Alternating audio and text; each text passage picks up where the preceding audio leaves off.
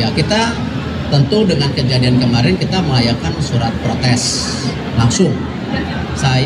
Saya mengirimkan surat juga kepada AFC, kepada Presiden AFC untuk mempelajari. Keputusan tetap di tangan mereka. Tapi paling tidak kita harus kembali berani menyuarakan ketidakadilan. Tepat tadi malam, FIFA putuskan larang Korea Utara untuk tampil di Piala Dunia U17 tahun 2025, walaupun sudah memenuhi kriteria. Hal tersebut disebabkan karena Korea Utara terciduk menurunkan pemain U23 di ajang Piala Asia U17 tahun 2025. Simak fakta lengkapnya hanya di sini, agar tidak gagal paham.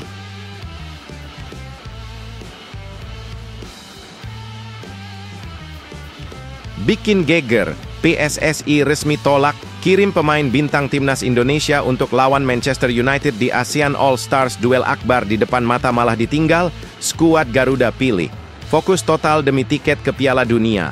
Laga fantastis melawan MU dilewatkan. Apa yang sebenarnya terjadi di balik keputusan mengejutkan ini? Simak fakta lengkapnya hanya di sini.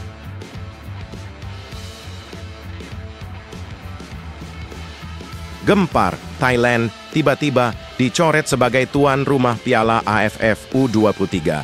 2025 Indonesia langsung naik tahta dan resmi. Jadi tuan rumah baru, turnamen diubah ke Juli, bikin jadwal liga. Satu kocar-kacir, inilah kesempatan emas debut sang legenda Gerald van den Burg. Apa saja rahasia di balik pergantian lokasi mendadak ini? Simak semua penjelasannya hingga selesai. Serta beberapa berita Timnas Indonesia hari ini. Selengkapnya hanya di Zona Timnas Indonesia.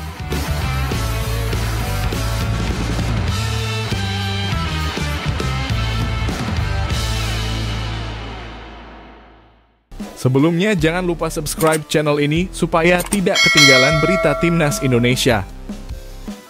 Tepat tadi malam, FIFA putuskan larang Korea Utara untuk tampil di Piala Dunia U17 tahun 2025, walaupun sudah memenuhi kriteria. Hal tersebut disebabkan karena Korea Utara terciduk menurunkan pemain U23 di ajang Piala Asia U17 tahun 2025. Simak fakta lengkapnya hanya di sini, agar tidak gagal paham. Baru-baru ini sosok hacker misterius yang bernama Bjorka kembali menjadi perbincangan hangat oleh pecinta sepak bola Indonesia. Kali ini dia mengklaim bahwa telah berhasil mengakses dan membongkar data asli dari pemain U17 Korea Utara. Melalui unggahan terbarunya, Bjorka membeberkan bahwa dokumen-dokumen yang dia temukan bahwa sebagian besar pemain yang tampil justru berada di atas batas usia yang ditentukan di Piala Asia U17 tahun 2025.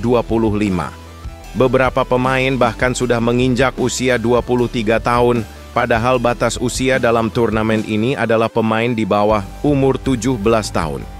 Temuan tersebut mengejutkan pecinta sepak bola Asia, dan yang lebih mengejutkan lagi, bahwa kabar ini sudah sampai ke tangan AFC.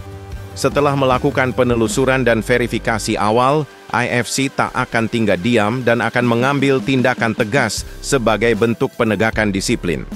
Menurut kabar internal AFC, sedang memfinalisasi keputusan untuk memberikan sanksi larangan seumur pada negara-negara yang terbukti memalsukan usia di turnamen kelompok umur. Aturan ini akan mulai berlaku atau diterapkan pada berikutnya sebagai bentuk komitmen untuk menjaga kejujuran dan sportivitas, karena bagaimanapun satu kebohongan bisa menghancurkan kepercayaan seluruh pihak, apalagi di dalam kompetisi. Tak hanya itu, skandal pemalsuan usia yang dilakukan timnas U17 Korea Utara rupanya berbuntut panjang dan menuai reaksi keras dari semua pihak, termasuk FIFA. Meski Korea Utara telah lolos ke semifinal turnamen tingkat Asia, prestasi tersebut kini tidak akan berarti. FIFA sebagai otoritas tertinggi dalam sepak bola dunia mengambil keputusan tegas, yakni FIFA melarang Korea Utara untuk mengikuti turnamen Piala Dunia U17 tahun 2025 di Qatar. Keputusan ini diambil setelah muncul bukti-bukti kuat bahwa kemenangan tim tersebut diperoleh dengan cara yang tidak sah, yakni memainkan pemain yang tidak sesuai dengan batasan umur yang telah ditentukan. Kasus ini dianggap sebagai pelanggaran yang serius terhadap aturan yang tersedia di turnamen Piala Asia U17. Hal ini seharusnya menjadi turnamen yang digunakan untuk pengembangan pemain-pemain usia muda secara jujur dan sportif. Meski sudah mencapai babak semifinal, namun semua pencapaian yang diperoleh Korea Utara menjadi sia-sia belaka. Langkah ini juga menjadi sinyal untuk FIFA. Selain itu, FIFA akan selalu tegas dan tidak mentolerir segala bentuk kecurangan dan akan mencederai masa depan pemain-pemain muda ini. Menang itu penting, tapi kalau didapatkan dengan cara curang, maka itu bukan kemenangan, akan tetapi itu kecurangan tegas, salah satu komite kedisiplinan FIFA. Kasus manipulasi usia yang melibatkan timnas U17 Korea Utara ini ternyata membawa dampak buruk bagi sang pelaku, tetapi juga mencoreng AFC. Skandal ini menjadi pukulan berat terhadap kredibilitas AFC sebagai penyelenggara turnamen resmi, terutama karena dugaan kecurangan ini di bawah pengawasan AFC. Banyak pihak yang menilai kejadian ini merupakan keteledoran dalam sistem pemeriksaan usia pemain yang seharusnya lebih ketat dan tidak bisa disalahgunakan. Dampaknya pun mulai terasa di luar lapangan. Beberapa negara peserta dan media-medianya menyampaikan kekecewaannya secara terbuka. Kepercayaan mulai runtuh, apalagi dalam hal hak siar dan investor yang memberikan modal kepada AFC. Bahkan ada investor yang mengancam kepada AFC tidak akan mendanai lagi atau putus kontra apabila tidak memberikan hukuman atau memblacklist Korea Utara. Reaksi ini menunjukkan bahwa kasus ini menciptakan ketidakpercayaan di kalangan pecinta sepak bola Asia terhadap keadilan dan kejujuran dalam sebuah kompetisi yang dijalankan oleh AFC. Berikan komentar kalian dengan adanya masalah ini. Dan jangan lupa klik tombol like pada video ini.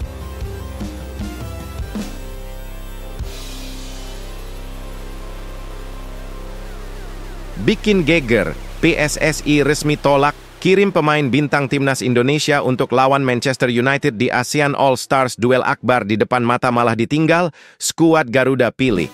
Fokus total demi tiket ke Piala Dunia. Laga fantastis melawan MU dilewatkan. Apa yang sebenarnya terjadi di balik keputusan mengejutkan ini? Simak fakta lengkapnya hanya di sini.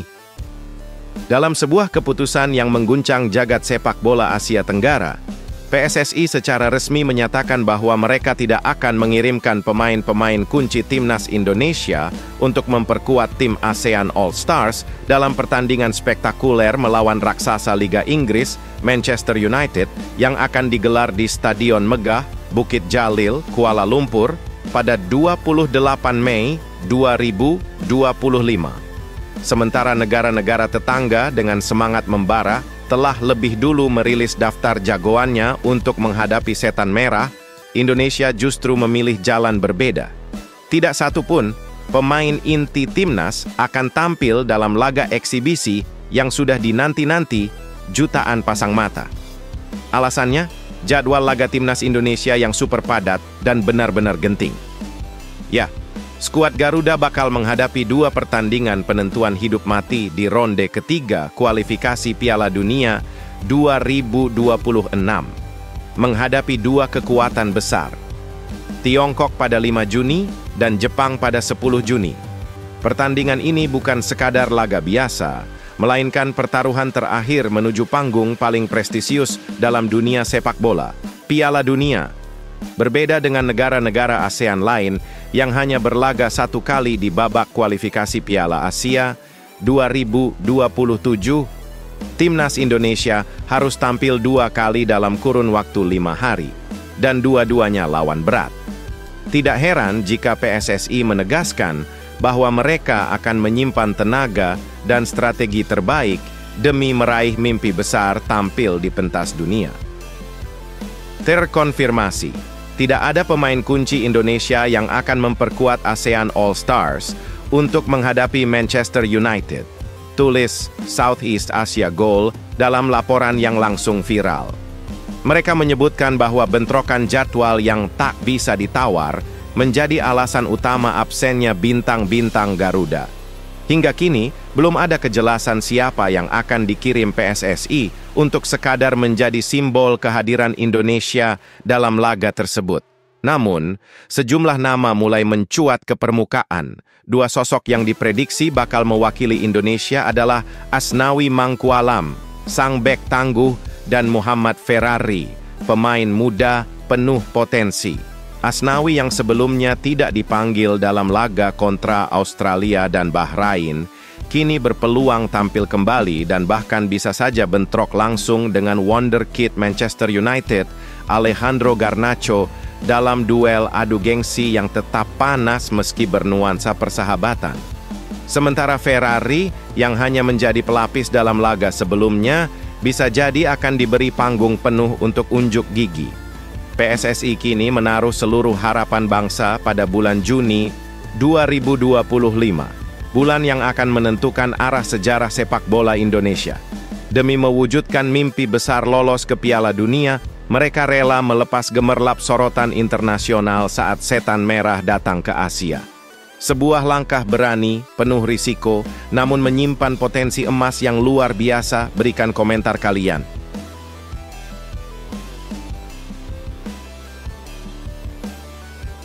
Gempar, Thailand tiba-tiba dicoret sebagai tuan rumah Piala AFF U23. 2025 Indonesia langsung naik tahta dan resmi. Jadi tuan rumah baru, turnamen diubah ke Juli, bikin jadwal liga. Satu kocar-kacir, inilah kesempatan emas debut sang legenda Gerald van den Burg. Apa saja rahasia di balik pergantian lokasi mendadak ini? Simak semua penjelasannya hingga selesai.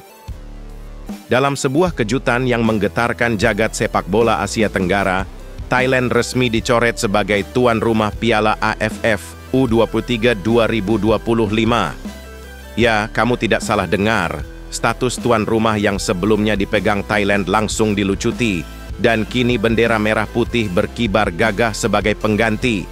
Indonesia resmi ditunjuk sebagai tuan rumah baru untuk turnamen paling bergengsi di level U23 se-ASEAN ini.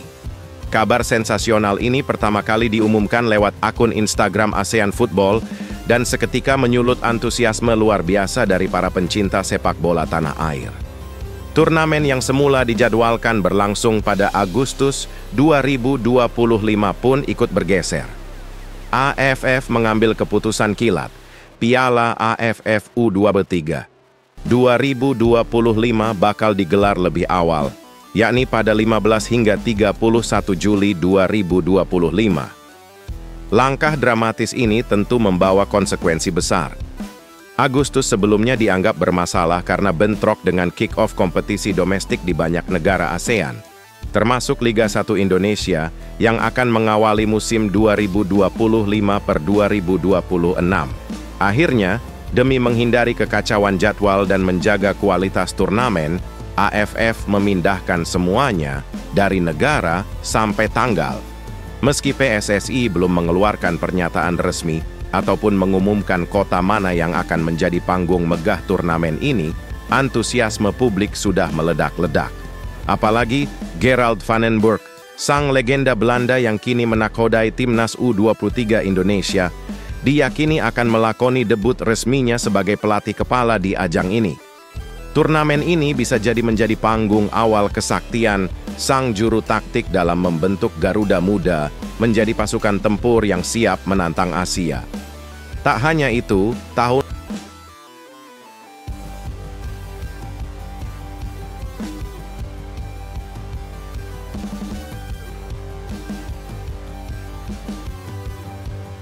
bikin gegerkan Asia, semua dibuat terkejut. Pelatih Afghanistan tiba-tiba ngomong gini, jelang lawan timnas Indonesia di Piala Asia U17 2025. Apakah yang dikatakan? Simak pernyataan lengkapnya hingga selesai. Dunia sepak bola Asia kembali diguncang oleh pernyataan tak terduga yang datang dari arah yang paling tidak disangka-sangka. Menjelang laga hidup mati di Piala Asia U17 2025, pelatih timnas Afghanistan U17, Elias Ahmad Manoucher, melontarkan kata-kata yang bikin bulu kuduk berdiri dan publik terpana. Bukannya memberikan motivasi membara untuk anak asuhnya, sang pelatih justru melayangkan pujian super tinggi nan tulus untuk Garuda Muda Indonesia, tim yang akan mereka hadapi di laga pamungkas Grup C. Dalam pernyataan resmi yang diunggah di laman Federasi Sepak Bola Afghanistan, Manuocher mengakui keperkasaan timnas Indonesia U17 dengan penuh rasa hormat yang luar biasa. Ia menyebut, dengan gamblang dan tanpa basa-basi, bahwa Indonesia adalah tim yang bermain sangat baik sepanjang fase grup dan sangat layak menempati posisi puncak klasemen. Kata-kata itu seketika membakar semangat para pecinta sepak bola tanah air karena diakui secara terbuka oleh lawan sebagai tim yang bukan hanya kuat, tapi juga layak ditakuti. Indonesia bermain sangat baik sepanjang fase grup ini. Mereka pantas berada di puncak klasemen, ujar Manuocher dalam kutipan yang langsung viral di media sosial. Pernyataan ini menjadi makin mengejutkan karena diucapkan menjelang laga terakhir yang seharusnya menjadi ajang pembuktian terakhir bagi Afghanistan yang sudah dipastikan tersingkir dari turnamen. Tapi alih-alih menebar ancaman atau menyusun strategi balas dendam, Manuocher justru membuka hati dan memberikan pujian tulus, seolah mengakui bahwa kekuatan Garuda Muda adalah sesuatu yang tak bisa dibantah.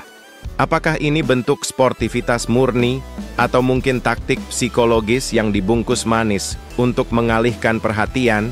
Yang jelas, kata-kata sang pelatih membuat geger satu stadion dan komunitas sepak bola Asia. Karena sangat jarang pelatih lawan menyampaikan penghormatan setinggi ini kepada tim yang akan mereka hadapi, terutama jika mereka sendiri sudah harus angkat koper. Pujian ini menjadi semacam pengakuan internasional terhadap kualitas Indonesia yang semakin menanjak. Dan tak bisa dimungkiri, Garuda Muda kini bukan hanya kebanggaan nasional, tapi juga ancaman nyata bagi siapapun di level Asia. Apakah ini pertanda Indonesia akan terus menapaki jalan menuju kejayaan? Ataukah justru Afghanistan menyimpan kejutan besar terakhir yang tak terduga? Satu hal pasti, dunia sedang menyaksikan dan Indonesia sedang mencuri perhatian semua mata. Berikan komentar kalian.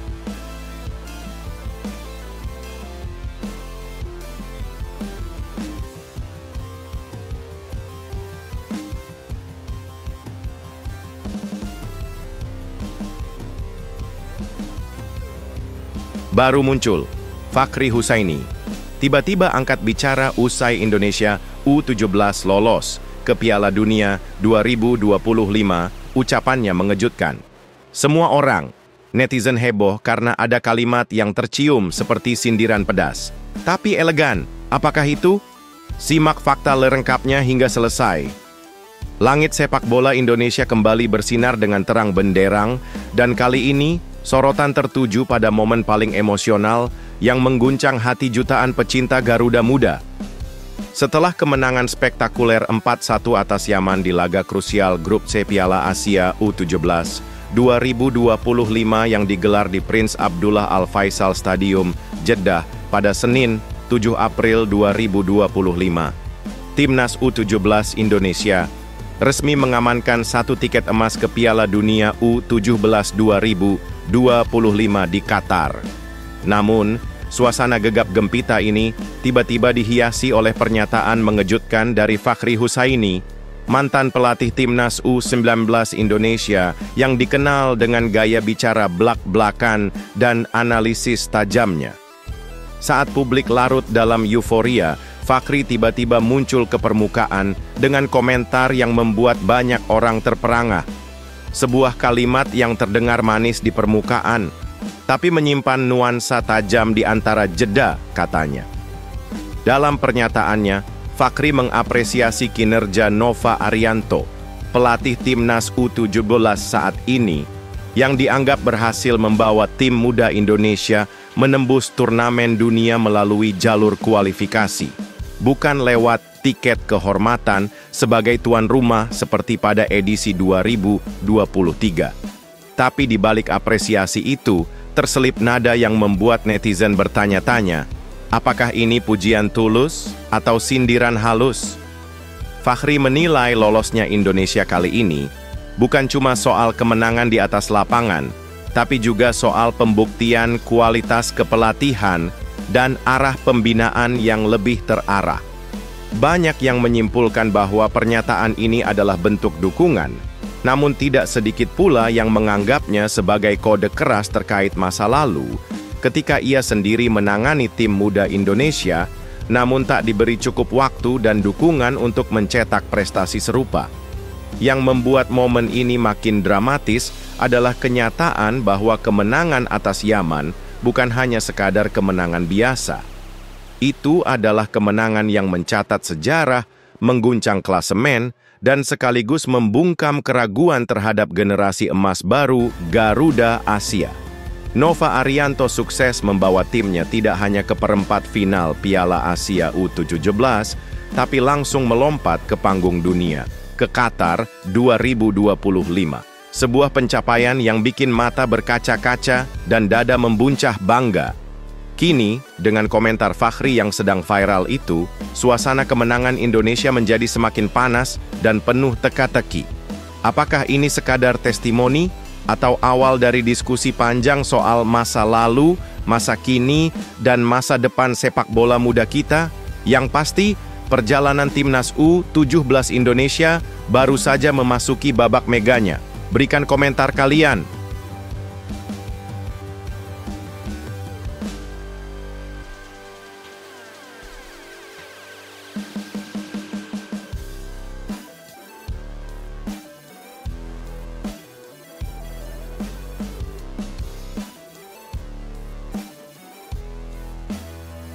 Ini baru mantap. PT LIB akhirnya buka suara. Dan kamu pasti kaget dengar pengakuannya. Jangan lewatkan fakta lengkapnya, karena ini bukan sekadar sepak bola biasa. Ini tentang revolusi besar Garuda Muda yang menggetarkan dunia. Tonton semua fakta lengkapnya hingga selesai. Kesuksesan gemilang timnas U17 Indonesia yang berhasil menembus Piala Dunia U17 2025 lewat jalur kualifikasi untuk pertama kalinya dalam sejarah bukanlah sebuah keajaiban semata. Di balik pencapaian luar biasa itu, ada satu nama yang menjadi sorotan utama, Elite Pro Academy, EPA. Sebuah kompetisi muda yang tak ubahnya pabrik pencetak pemain ajaib yang kini mengguncang jagat sepak bola Asia. PT Liga Indonesia Baru, LIB, dengan penuh kebanggaan mengklaim bahwa keberhasilan para pasukan muda Garuda ini merupakan hasil kerja keras, dedikasi luar biasa, dan sistem kompetisi usia muda yang telah mereka bangun dan poles dengan penuh ketelitian dan semangat luar biasa. Tak tanggung-tanggung, dari 25 pemain dalam skuad timnas U19, sebanyak 22 diantaranya adalah jebolan EPA Liga 1, sebuah angka yang benar-benar mengejutkan dan menunjukkan dominasi total dari sistem ini. Pemain-pemain muda seperti Evandra Florasta, Bhayangkara FC, Zahabi Goli, Persija, dan Aiputu Panji Apriawan, Bali United, kini menjadi buah bibir karena performa mereka yang membius mata dan mengguncang Piala Asia U17 2025. Bukan hanya membawa Indonesia ke perempat final, mereka juga sukses mengamankan tiket emas ke Piala Dunia U17 yang sangat prestisius. Direktur Utama PT LIB, Ferry Paulus, dengan semangat yang membara, menyatakan bahwa ini adalah hasil dari latihan intens, jam terbang tinggi, dan kompetisi yang ketat, bukan semata-mata karena keberuntungan.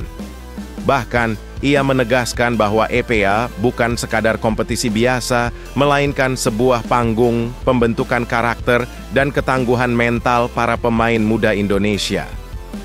Menurut Ferry, kesuksesan ini adalah hasil kolaborasi magis antara klub-klub yang bersedia memberikan ruang dan peluang bermain kepada para talenta muda, serta PSSI yang mendorong perkembangan ini dengan semangat luar biasa.